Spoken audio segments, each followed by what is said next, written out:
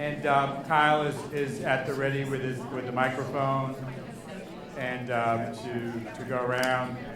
So I would love to get some reporting out from some of the groups about some of the conversations they were having about as they looked at this continuum of competency around domestic violence. What you were thinking about, what you came up with, where you identified pieces of your system, and again, anything else you want to share from your group. So this is, I'd love to hear from some of the folks.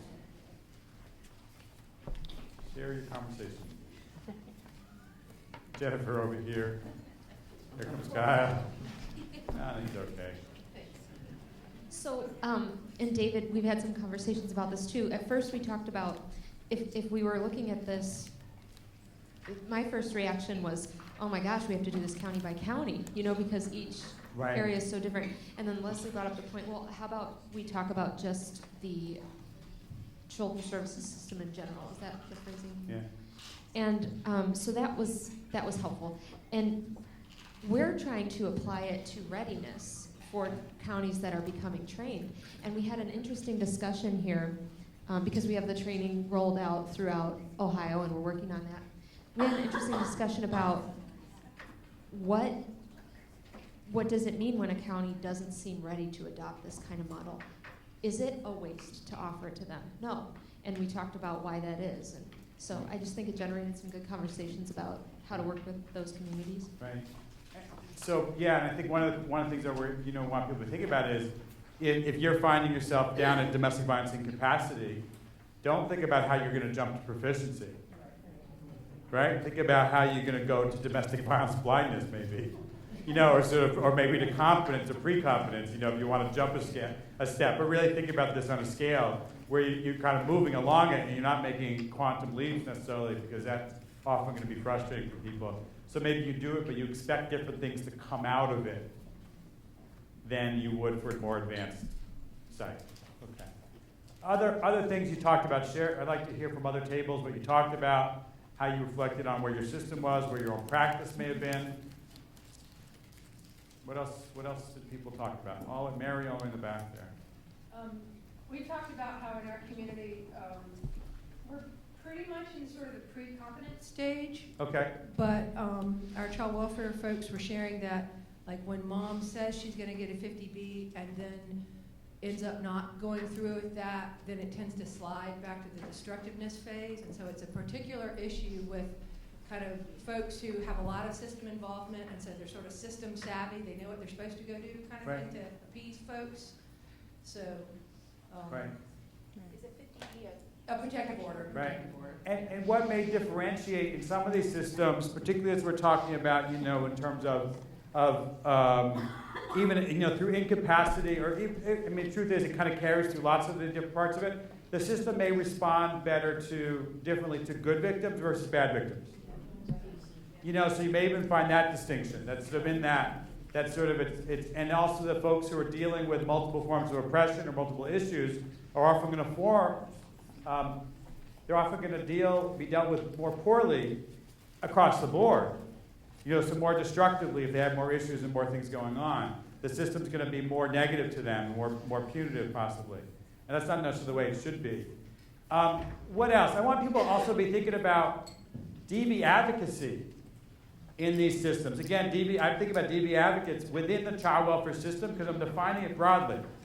And if you're serving child welfare involved survivors and kids, then you're part of that system in that way. And sort of where are you in terms of this piece and sort of what, if you're thinking it's not just about other people, but are the domestic violence providers? I'm thinking about battery intervention programs, and there's more material to this that you're going to get after the break. But think about the distinction between a battery intervention program, where we can put anger management over in the blindness side, but then we can talk about battery intervention programs that don't really do much about fatherhood. Where would they fit in this continuum? Well, you wouldn't necessarily put them in domestic violence competent, even though they have competency around domestic violence. If they're a good program, they're not necessarily from a child welfare system's point of view where they should be in terms of being part of that system. Maybe they're not producing good reports. Maybe they're not providing information or asking for information from child welfare to do that. So really think about where domestic violence services, or whether it's for adults or kids, where they are in your community. So what else did people come up with? What else did you talk about that you want to share? Because this is really important for people to kind of offer to others what you're thinking about in terms of your conversations. Who else wants to share from their group? David? Yeah, Monica over there, behind the pole. There, Kyle, you can't see her. So Senna is the director at a domestic violence program in Illinois, and she was talking about, and one of the other ladies from this table is also from Illinois. They all kind of figured that where their child welfare system was in a destructiveness phase, and I thought she brought up a good point that there's like a gap in terms of just cross-system collaboration with everything. It happens every little time, and she was saying she'd like to know who the Leslie is in her community so that she could reach out to the child welfare from over there and bring that to the people. Yeah, so I mean, and you know, if you had any kind of pointers you wanted to give to her as to how she could get in contact with people in her community and maybe try to bridge that gap and have a conversation. That's a great question. Call them. I could, Leslie may want to add something to that, but really very seriously is, one of the things that we've seen happen is using the model particularly. One of the things you could talk about, and again, it's taking this model. If I'm an advocate and I've come to this training and I want to reach out to child welfare that wasn't here and talk to them, I went to this training. It was about the intersection of domestic violence and child welfare. And I would set up a meeting, talk about it, but I would make sure that I really communicated genuinely, I'm assuming it's there, the respect, the appreciation, the challenges, that you demonstrate some sense of understanding of what they're up against and what their mandates are. I think what child welfare needs to hear from other people is, and this goes back to the dialogical piece we were talking about before before lunch, is that child welfare needs to hear from advocates and others outside the system that we understand that you're in this unique position where you're responsible for the safety of kids. And we want to be part of supporting you and being successful around that in cases involving domestic violence. That statement goes a long way. Doesn't resolve everything, but to respect that, to appreciate it, and to say we want to help you with your mission can go a long way. And that's not going to resolve all the challenges on confidentiality, but it's a platform for sort of stepping up onto it. So that's, I think, one way. And then you need to find out who that person is and get an org. You may have it, but really basic, get an org chart at an agency if you don't have it, and really kind of look at who those managers are and who's in charge and talk to them. Yeah, Bob. I don't know if you want me to say this, but you told me something. David told me something that has resonated in our community, and it was that CPS people talk about victims all the time, and domestic violence programs talk about victims all the time, and they disagree about what they think about that, so they disagree all the time. Right. And when they started talking about perpetrators, they suddenly found they had something that they can talk about, that one, they both need to know more about, and that they can agree on. Yeah. And it really helped change the conversation. Right. And again, I think I quoted Liz Roberts from New York, who's the deputy commissioner, and she said, without that piece, that it's really hard to shift child welfare practice and to shift the collaboration. And I think that's why we can always kind of come back to that over and over again, is we think that it creates that focal point for shared collaboration communication. So I think, thank you, Bob, that's, I think, another thing to bring into there. I want to hear from a few other groups, other people, what you talked about, where you put things in terms of the continuum of competency.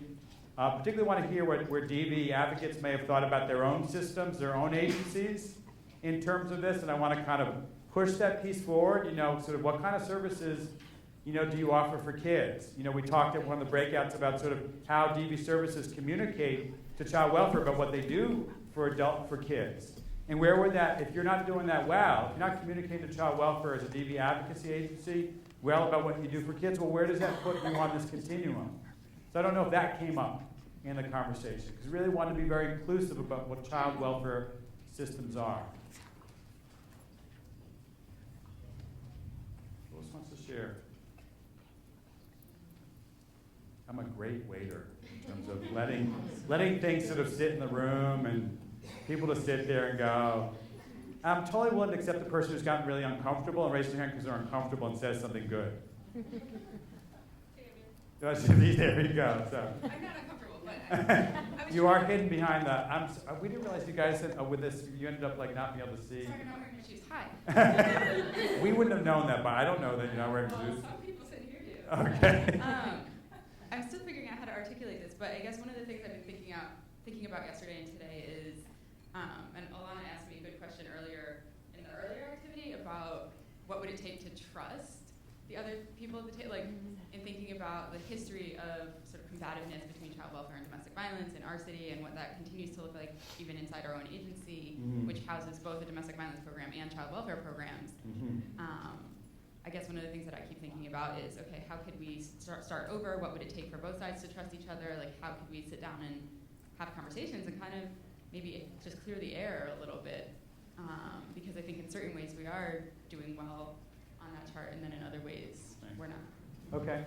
I think it's a wonderful question. And the immediate thing that comes to mind is what would happen if your agency, if you had a joint training where the training was focused on domestic violence perpetrators, those first two boxes of the critical components. And the training wasn't focused on domestic violence. The training was focused on perpetrators' behavior patterns and what it means for families. And that was a training that was presented to jointly your DV kind of division or whatever you guys think of it, and your child welfare staff. And what would we like for them to sit together and get that information together? Because remember I talked about pivoting. Pivoting can happen at the case level, but pivoting can happen at the training level as well.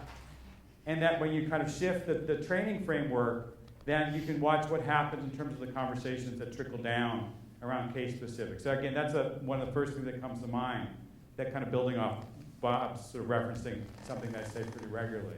I think that could be a good thing. One more person who wants to share, before we take a break, from your conversation about the continuum of competency around domestic violence, the child welfare system. We are going to be giving you lots of sugar in a few minutes. That will be helpful, probably. So, anybody else at the tables want to share something about what they talked about, what they identified, where they were, practices? Yeah, down here, Kyle. Front.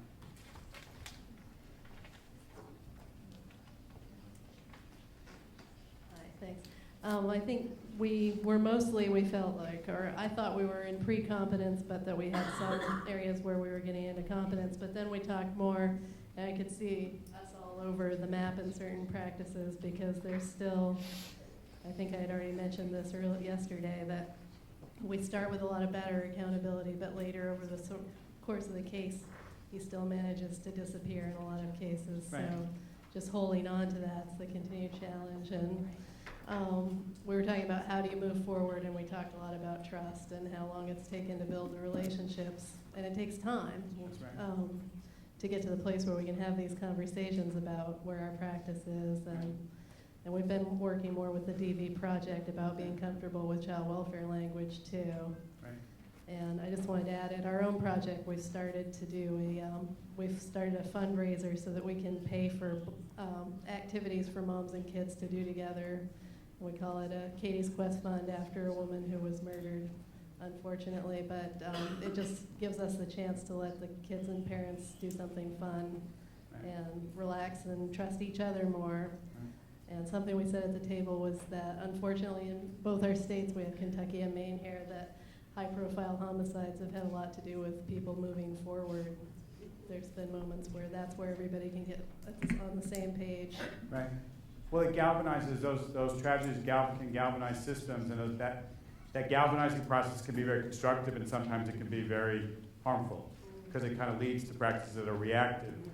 One of the things I just to kind of hone in on this before we take the break, if you think about that piece that I think I would put with pre-competence, which is we've identified perpetrators who are important to deal with, we go and meet with them, we do an initial engagement, but they drop out as the case goes along, right? So there's a piece there around that. That if you think about what would it take in a system to change that and keep the focus on the perpetrator throughout the life of the case. And what would that do? What would it take to move that practice in that area from pre-competence to competence? And what you're going to find is that with that kind of focus, lots of things around it can shift at the same time. In Connecticut, we did a year and a half long research project in one of our child welfare offices on how child welfare does or doesn't respond to domestic violence perpetrators. And the focus was on building capacity around domestic violence, training, doing consultation related to perpetrators. There was not a strong, heavy victim focus in this project. This was about almost 10 years ago. And part of what we found is that as we trained people and got them to focus on perpetrators, one is they felt more incompetent as they went forward. It's one of those lovely things that happens when you're successful, is when people don't think they have a problem or aren't aware of the issues, that they kind of blithely go along. But when you make them aware, the first part of the process is them feeling bad. You know, and I remember in Ohio, sitting with some of the supervisors, and in one of our trainings with Safe and Together, and somebody said, and I can't remember if it was Lynn or somebody else, you guys know, but they said, I've been doing it all wrong for 6 years. She had that moment of epiphany, and you got to be able to hold somebody's hand through that process. That they don't throw in the towel on the work, because that piece of realization, that not feeling good feeling, is part of a constructive process of change, or can be. But you really have to go through it and feel like there's a direction. You know, so as you look at this continuum, you may see yourself in places you don't like. But part of what we were talking about at the table is they really kind of see that it's part of a process of moving along to a place of more confidence and proficiency. But in this project, what we found is that the more we focus on the perpetrators and built up people's focus on perpetrators, their relationship with victims changed. And so about halfway through the project, one of the supervisors came up to me and said, you know what? Since we've been working with you on perpetrators, I haven't mandated one single victim to go into shelter. So she had really, the focus on perpetrators had really changed the way she related to victims. Out of our Hartford court, which is one of our big cities, as the work we were doing, and it's an office that Monica works in Hartford, the victim advocate came up to me a few years ago and she said, we've stopped seeing women coming to our civil court being told by our child welfare agency, you have to get a court order. She said, that stopped. We don't see it anymore, where that used to be the norm. And so again, really to kind of look at these processes, so thinking about what you said, what would happen to your entire system if people said, we want to keep seeing the perpetrator all the way along? What that probably means is that a supervisor's got to be tracking that and asking the worker. There's got to be benchmarks set up, which means there's going to be conversations in supervision. There's going to be an expectation. There's going to be documentation of it. There's going to be more documentation of what he said when you met with him. I mean, just think about all the things that shift if just one thing like that changes. So you recognizing that piece can be part of a huge process of change if the commitment's made to, we're going to do that one thing differently after this event. So again, I want to bring down this to a level of really kind of basic, small things that can produce when they're tied to big, when they're involving the paradigm, which that would be, then big shifts may come along with it as part of the process. So what we're going to do now is take a break, 15-minute break. There's supposed to be snacks and other stuff back there. And Kristen looks like she wants to say something in a minute before I'm done, or after I'm done. And then we'll come back to do some action planning and some wrap up and kind of land this back in your communities. So.